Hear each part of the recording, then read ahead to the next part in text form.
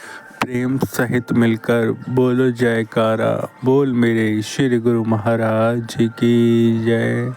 सौभाग्यशाली गुरुमुखों, आज श्री चतुर्थ पातशाही श्री गुरु महाराज जी का जन्म दिवस है।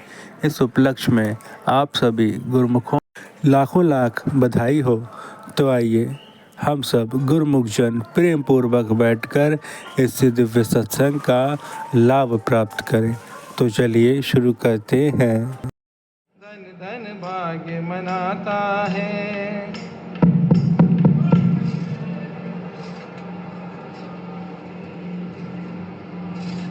उठो गुरुमुख उठो। श्री गुरु महाराज जी का हुक्म है, गुरुमुख उठो। श्री गुरु महाराज जी का हुक्म है, गुरुमुख उठो। श्री गुरु महाराज जी का हुक्म है, गुरुमुख उठो। बोलो जयकारा, बोल मेरे श्री गुरु महाराज की जय। आस लगी तेरे दर्शन की, आस लगी तेरे दर्शन की। तरस बड़ी तेरी, तरस बड़ी तेरी, तरस बड़ी है तेरे चितवन की। आस लगी तेरे दर्शन की, आस लगी।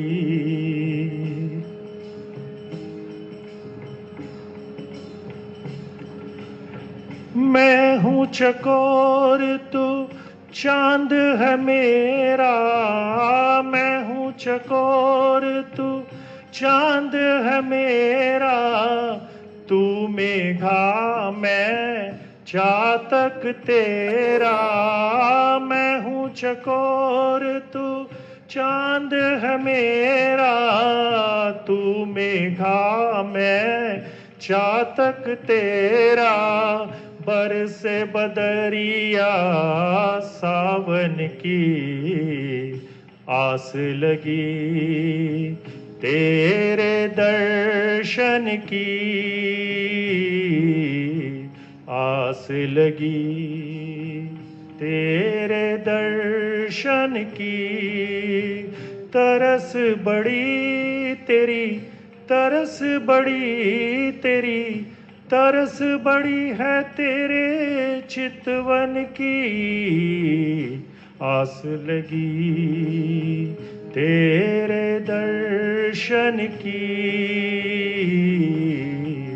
आस लगी।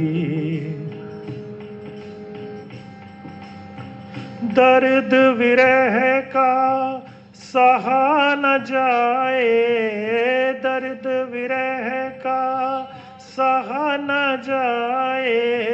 कहा भी न जाए, रहा भी न जाए।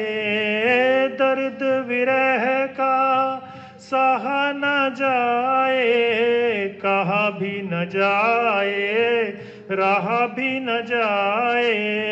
विकल दशा जैसे विरहन की, आस लगी तेरे दर्शन की। आस लगी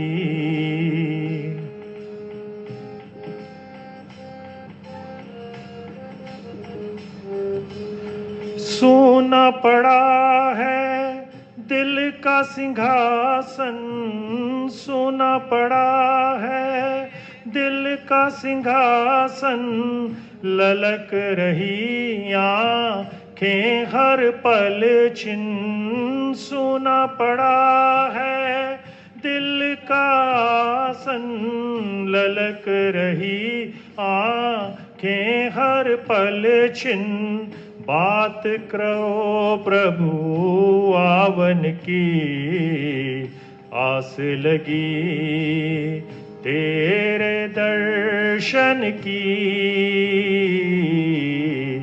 आस लगी, तेरे दर्शन की तरस बड़ी तेरी, तरस बड़ी तेरी, तरस बड़ी है तेरे चितवन की आस लगी। बोलो जयकारा बोल मेरे श्री गुरु महाराज की जय।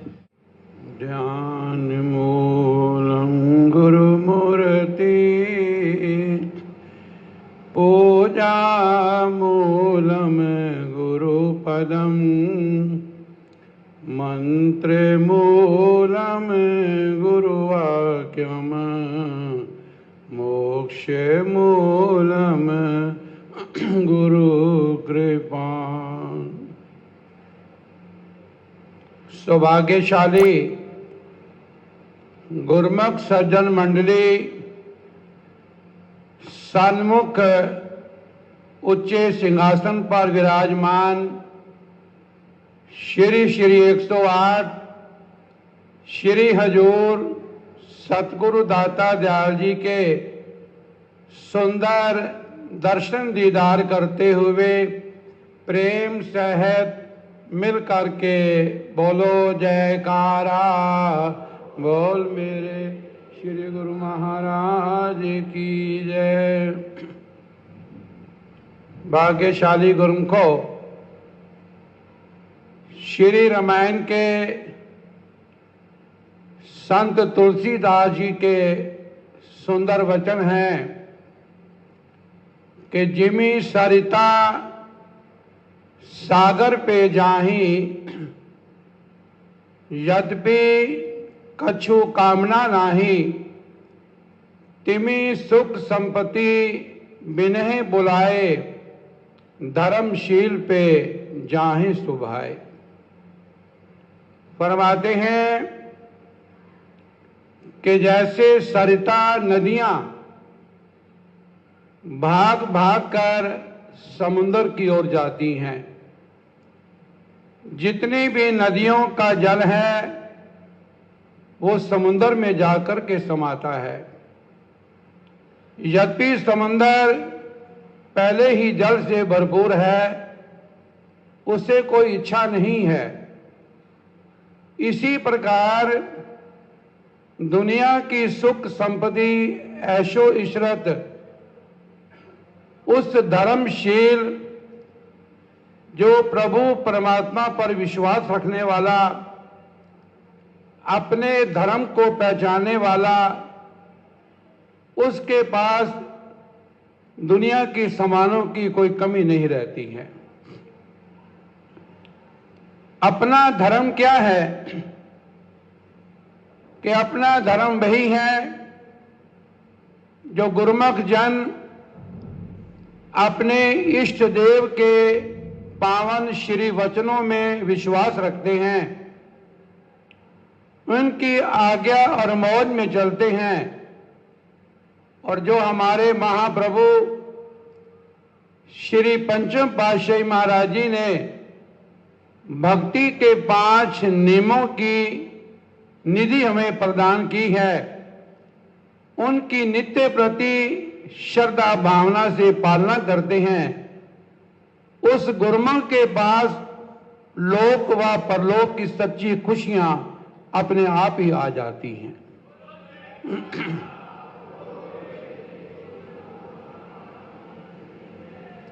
बहुत साल पहले की बात है, हमारे महाप्रभु श्री पंचम पातशाही महाराज जी के समय की बात है कि एक 2 परिवार 2 भाई औरंगाबाद महाराष्ट्र के अंदर अपना कार्य विहार करते थे।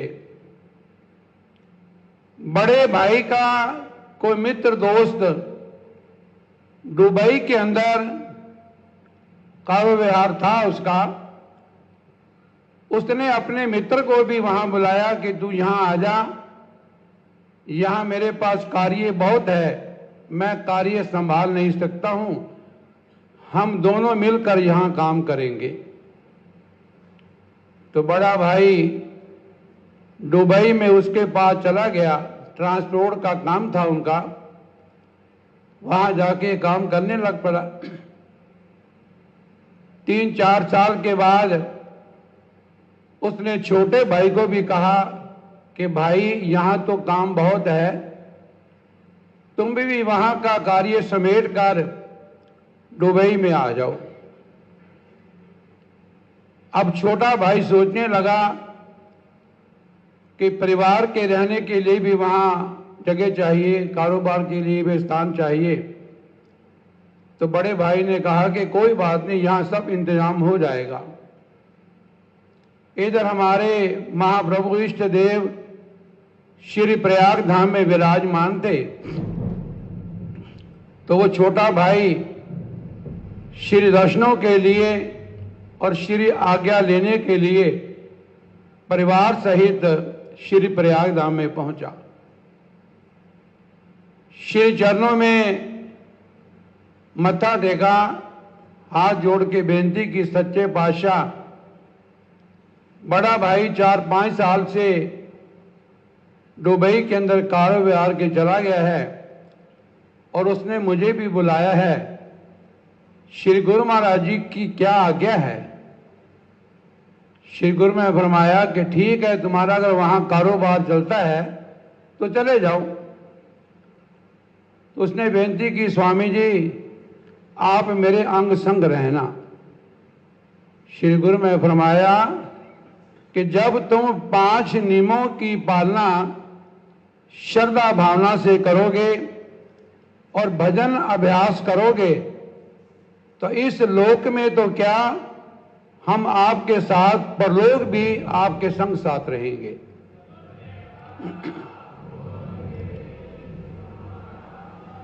तो श्री गुरु महाराज जी ने उसको आशीर्वाद दिया और आज्ञा फरमाई, जाओ अपना कार्य करो। तो वहां जाके उसने अपना कार्यभार शुरू किया तो बहुत अच्छा कार्य उसका चल गया। वहां पर एक शेख था कि जो 50 साल से वहां कार्य कर रहा था, उसका भी ट्रांसपोर्ट का काम था। इधर जब छोटे भाई ने श्री गुरु महाराज जी के वचनों के अनुसार अपना नित्य नियम आरती पूजा करते हुए अपना कारोबार शुरू किया, तो कहते हैं 10 सालों के अंदर उसका व्यापार बहुत बढ़ गया। जितना वो शेख 50 साल से काम कर रहा था, इस प्रेमी का 10 साल में उससे ज्यादा काम हो गया। अब उस शेख को चिंता हो गई कि ये 10 साल से इंडिया से यहां आया है, इसका इतना कारोबार फैल गया है, ये तो मेरे से बहुत ऊंचा कारोबार कर लेगा आगे भी। थोड़ी से उसको ईर्ष्या भावना हुई, क्योंकि संसार के अंदर ऐसा होता है कभी कभी। तो ईर्ष्या भावना हो गई कि ये तो मेरे से बहुत आगे बढ़ेगा और पूरे दुबई में इसका नाम हो जाएगा, मेरा नाम नीचे हो जाएगा, इसका काम ऊंचा हो जाएगा। अब उसका उपाय ढूंढने के लिए वो काला इलम वाले जो कार्य ये करते हैं उनसे संपर्क किया। उसको कहा कि भाई ऐसे ऐसे काम है, जितना भी खर्चा हो ये काम तूने करना है, उसका काम नीचे करना है। तो उसने बात सुनी और मानी। वो बाहर से आया, उसको अच्छे होटल में ठहराया गया। कहने लगा बस 3 दिन की बात है, 3 दिन का समय मुझे दो तो मैं ये सारा उसका काम मलियामेट कर दूंगा। अब कहते हैं 3 दिन निकल गए, इधर भगत प्रेमी का कुछ भी वो नहीं बिगाड़ पाया।